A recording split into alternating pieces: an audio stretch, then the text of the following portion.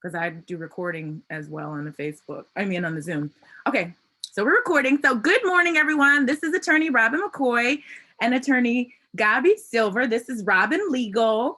And we had her wonderful colleague, Attorney Lillian Diallo, with us last week. And I've been talking to both Gabi and Lillian about having you guys come on to talk about your legal careers and some of the things wonderful things that you guys have been doing helping with the criminal defense attorney, the bar and the clients, and also dealing with COVID and the election. So why don't we start with how your path to becoming a lawyer, like, so for the aspiring lawyers that are out there, what motivated you to become a lawyer? I don't know that this is going to be much to aspire other people to become lawyers, but it was really something that I always wanted to do from the time I was a small kid. So this is going to sound really crazy, but as a kid, I'm 61 years old, and I used to watch Perry Mason all the time when I was little. And frankly, that was sort of the beginning of my interest in becoming a lawyer. In my family, education was really, really important. My father was a Holocaust survivor, lost his whole family in Poland at the hands of the Nazis, never had a chance to really get an education, came here with nothing. And that to him was just the bedrock of life. You needed to take those opportunities to get an education. And there was just no way that any of his children were not going to get an education. And so that was instilled in me from the time I was little, and being a lawyer was always my path. I can't even explain why. I know now why it's become such a passion for me. But I don't really have a good answer as to what motivated me towards that path. But it was the right path for me. You said Perry Mason. Yeah, I know you referenced Perry Mason. That's what my dad's a lawyer, and he said that because he grew up on Benton Harbor, Michigan, and he wasn't around any lawyers, but except for Perry Mason. He saw Perry Mason on TV, and he was inspired to become a lawyer. So it's interesting you guys have that in common. And so what motivated you to become a criminal defense attorney? Because, as being a lawyer myself, I know there's different areas of the law that you can go into, but what specifically drew you to criminal defense? Sure. So I started out as a lawyer. I did some family law, and I ended up working at a personal injury firm. And at the personal injury firm, it never really felt right to me, frankly. And then one day they had a criminal case that needed a lawyer, and they put me on that criminal case. And it was my first experience with a criminal case. It was at Frank Murphy Hall of Justice. It was in front of Henry Heading, and I loved it.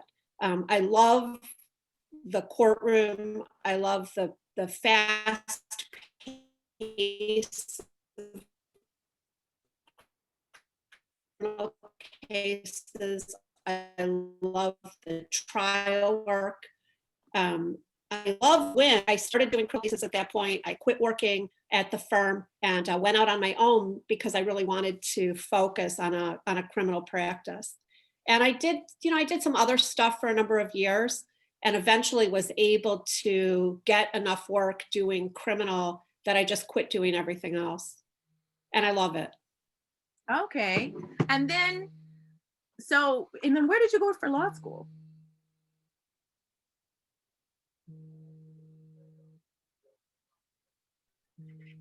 I went to University of Michigan undergrad, and I went to law school. Oh, I didn't hear you because the screen started freezing up. What? Yeah, I know, you froze on me again. I froze on you, you froze on me. I'm hoping that this is we're able to get this to work. Yeah. I'm wondering if I should move. You think that'll make a difference? I have no idea. Downstairs, I can hear him on the phone. That's not gonna work. What law school? You said you went to U of M undergrad, and what did you major in?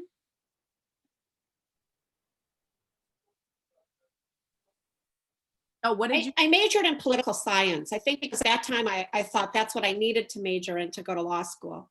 Looking back on it, I wish I would have majored in something that I was more interested in, frankly.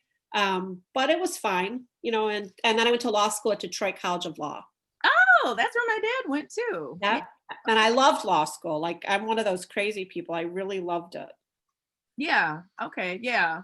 And then you said you've done criminal law, and we know you've done, you've been featured. I think we saw you, Ed and I saw you on a CBS Morning dealing with one of your cases from the Innocence Project. So I know you've worked on a lot of high profile cases. And how did you, how do you feel about dealing with some of the high profile cases? And I say this, for me as a criminal defense attorney, we know in general it can be pretty stressful, it can be intense. I'm getting calls right now from a client's father or grandfather about a case, trying to help him get services. So how do you deal with the pressure of dealing with high profile cases and cases like with the Innocence Project, things like that? Well, the cases, the high profile cases, frankly, aren't any different than the other cases. These are, people dealing with one of the hardest times in their lives, between the client and their family members. It's stressful. They have a lot of needs. They need a lot of hand holding sometimes too much hand holding, frankly. The high profile cases, I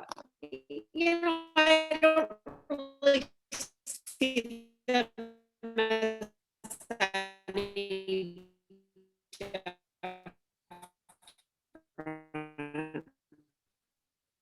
The Innocence Project type of cases lost so much to the criminal justice system by being wrongfully convicted. They're very, very emotional. I mean, they just are.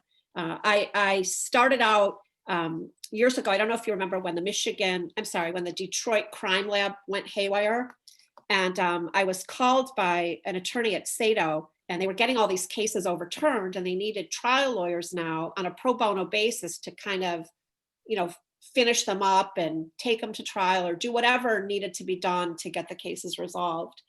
And that brought me in contact with Valerie Newman at Sato. And Valerie then. Was that when you say the Detroit Crime Lab, was that when they were having issues with the backlog of the rape cases? No. Nothing to do with the rape cases. What was happening is, frankly, they were lying. Ballistically, they were testing, they would get a firearm evidence in a case. They would test some of it, not test some of it, lie about all of it. And a lot of cases were compromised when it was discovered. And so all of those people, there was a joint effort between really defense and the prosecutor's office to bring that to light when it started to become clear that there were really some serious problems there. A lot of people lost their jobs, the crime lab shut down. That's why now all of our ballistics testing goes to the Michigan State Police. The city of Detroit doesn't have a crime lab anymore. So that's what I'm talking about, not the rape kit stuff, specific cases. Okay, and then how did you get connected to handling a case for the Innocence Project? Well, so what